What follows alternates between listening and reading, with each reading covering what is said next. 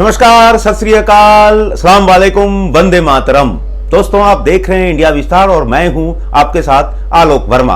आज बात अभिनेता सुशांत सिंह राजपूत के मौत की गुत्थी की। जी हां, सुशांत सिंह राजपूत ने खुदकुशी की या सुशांत सिंह राजपूत की हत्या हुई या सुशांत सिंह राजपूत को हनी ट्रैप में इस कदर फंसाया गया कि वो आखिर में उनके पास कुछ नहीं बचा और उस टैलेंटेड युवा ने सुसाइड कर लिया, या कुछ और था, इसके पीछे ड्रग्स की कहानी थी या नेपोटिज्म था। आखिर क्या था? इस सवाल का जवाब जानने के लिए आज मैं, आप और पूरी दुनिया लगी हुई है, जुटी हुई है। एक नहीं, तीन चार एजेंसियां इसके इन्वेस्टिगेशन पर लगी हुई है इन सवालों का जवाब जानने के लिए ही। हमने भी कोशिश की आप तक कुछ जवाब पहुंचाने की। ये जवाब अपने से नहीं, खुद से नहीं, जांच से नहीं, बल्कि किसी ऐसे अधिकारी से बात करने की हमने सोची जो सीबीआई में रह चुका हो और ऐसे मामलों को डील कर चुका हो। दोस्तों, जब यह केस सीबीआई के पास गया तो बहुत ज्यादा देर हो चुकी थी। ऐसे परिस्थितियों में सीबीआई इस तरह के केस को कैसे जांच करती है, यही जानने के लिए हमने किसी सीबीआई के पूर्व अधिकारी की तलाश शुरू की। हमारी तलाश जाकर पूरी हुई सीबीआई के असिस्टेंट डायरेक्टर रह चुके एनएस खरयात पर। एनएस खरयात साहब स्पेशल क्राइम में रह चुके हैं और इस तरह के कई हाई प्रोफाइल केसों को डील कर चुके हैं, उनकी तफ्तीश में हिस्सा रह चुके हैं। एनएस खरयात साहब से हमने सिर्फ 3 या 4 सवाल पूछे थे। हमने पूछा था कि वो सुशांत सिंह राजपूत के केस को कैसे देखते हैं। जी हां, सुशांत सिंह राजपूत को एक पूर्व सीबीआई का अधिकारी कैसे देखता है, यह जानना जरूरी था। इसलिए जानना जरूरी था कि सुशांत सिंह राजपूत की मौत जिन परिस्थितियों में हुई है वो उस पर कई सवाल खड़े होते हैं। दूसरा हमने सवाल किया था एनएस खरयात से कि अगर सीबीआई को ये केस मिला इतनी देर से और जिस तरह की परिस्थितियां हैं, वैसे में सीबीआई इस केस को कैसे आगे ले जाएगी, जांच के कैसे स्टेप को आगे बढ़ाएगी ताकि किसी नतीजे पर पहुंच सके।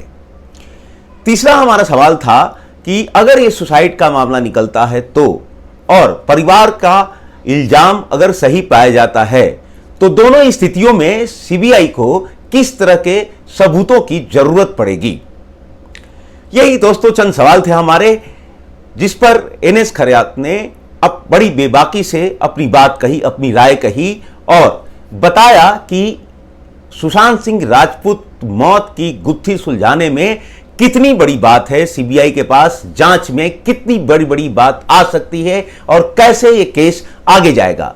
आप भी सुनिएगा चंद सेकंडों में ही उनकी जुबानी सुशांत सिंह केस राजपूत के गुत्थी को कैसे सुलझाया जा सकता है उनकी राय में, और इस केस में किस तरह के नतीजे मिलने की संभावना है, ये एनएस खरयात खुद आपको बताएंगे। जुड़े रहिए। सुशांत सिंह राजपूत मामले की जांच सुप्रीम कोर्ट ने फाइनली सीबीआई को दे दी। हालांकि इसमें काफ़ी कंट्रोवर्सी हुई थी। मुंबई पुलिस ने कोई एफआईआर दर्ज नहीं की 2 महीने तक। उन्होंने इंक्वेस्ट भी कराया, पोस्टमार्टम रिपोर्ट भी कराई, यहाँ तक कि कुछ पुलिस ऑफिसर्स ने ये स्टेटमेंट दे दिया कि ये it's a case of suicide without going into the details. लेकिन सब्सिक्वेंटली सुशांत के फादर ने बिहार में एफआईआर दर्ज करवाई एंड गवर्नमेंट ऑफ बिहार ने अंडर सेक्शन 6 नोटिफिकेशन इशू करके of DSP act 1946 case transfer कर दिया सीबीआई को थ्रू सेंट्रल गवर्नमेंट।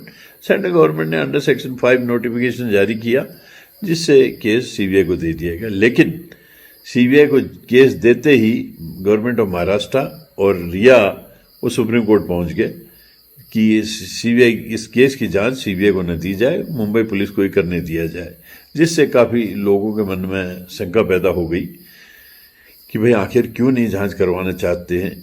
पर्पज़ तो यही है कि भाई जो अननेचुरल डेथ हुई है उसका पर्पज़, उसका ट्रुथ बाहर आना चाहिए कि क्या वाकई में ये नेचुरल इसने सुसाइड किया या इसमें कोई फॉल प्ले है, मर्डर हुआ है।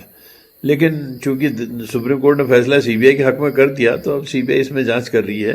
अभी तक की जो 6-7 दिन की जो इन्वेस्टिगेशन है, जो मीडिया में आया है, सीबीआई ने सीन ऑफ क्राइम को रिक्रिएट किया, पोस्टमार्टम जिन्होंने किया था वो डॉक्टर्स एग्जामिन किए, बड़ा सिस्टमेटिकली सारे विटनेसेस को एग्जामिन कर रहे हैं। अभी रिया को भी एग्जामिन किया, लेकिन मुझे अभी तक तो मुझे ये नहीं लगता कि कोई ऐसी एविडेंस इनके हाथ में आई है जिससे ये प्रूव हो कि भाई इसका मर्डर हुआ है।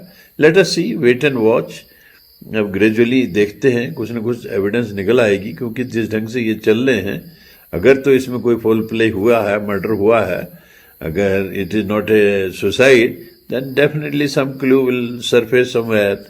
हालांकि इन केसेस में बड़ी दिक्कत होती है, क्योंकि जो मेन एविडेंस है वो सीन ऑफ क्राइम से ही मिलती है। अब इसमें सीन ऑफ क्राइम तो है नहीं। सीन ऑफ क्राइम तो जो इंक्वेस्ट रिपोर्ट अब किस तरह की बनी, उन्होंने क्या डिटेल लिखे हैं, बॉडी में कहाँ पे लिगेचर मार्क हैं, वो सब देखने होते हैं कि भाई प्रेशर, अगर कोई आदमी हैंगिंग से डेथ होती है तो प्रेशर कहाँ पे रहेगा, जिससे भी रोप से या जिससे भी उसने अपने आप को लटकाया है। तो ये सब चीज़ें अब तो इस स्टेज में, अब तो फोटोग्राफ इनलाज करके CFSL की टीम भी CBI की गई हुई है। They are doing a thoroughly professional job. Let us see and wait and watch. मुझे लगता है कि कुछ दिनों में इसका कोई ना कोई हल निकल आएगा, पर एज ऑफ नाउ अभी तक तो मुझे नहीं लगता कोई ऐसा कंक्रीट एविडेंस CBI के हाथ लगा है जिसमें ये प्रूफ हो कि भाई ये मर्डर हुआ है। हाँ, इसमें और कई एलिगेशन आए हैं, ड्रग के एलिगेशन आए, जिसके लिए नारकोटिक्स कंट्रोल ब्यूरो भी इन्वॉल्व हो गया है। लेकिन ये भी पता लगा है कि प्रशांत जो है वो ड्रग लेते थे। अब ये सब चीज़ें जांच का मुद्दा है, अभी तो शुरू हुआ है। अब एज रिगार्ड्स उसके फादर ने वो भी एलिगेशन लगाया कि भाई इनके पैसे का साइफन किया है इन लोगों ने, रिया ने प्रशांत के पैसे मिसअप्रोप्रिएट किए हैं। इस चीज़ के तो एविडेंस जाहिर है मिल ही जाएगी, क्योंकि बैंक के ट्रांजैक्शन वगैरह उसमें मनी ट्रेल पता लग जाएगा कि एंड रिया इनको छोड़ के चले गई और इसको मेडिसिन ड्रग देती थी। ये सारी एविडेंस तो मिल जाएंगी, लेकिन बट उससे ये नहीं प्रूव हो पाएगा कि आखिर डेथ का कॉज क्या था, whether it was a suicide, weather he was under depression, और या कोई फॉल प्ले है। इसके लिए तो हमें कुछ कंक्रीट एविडेंस चाहिए हो।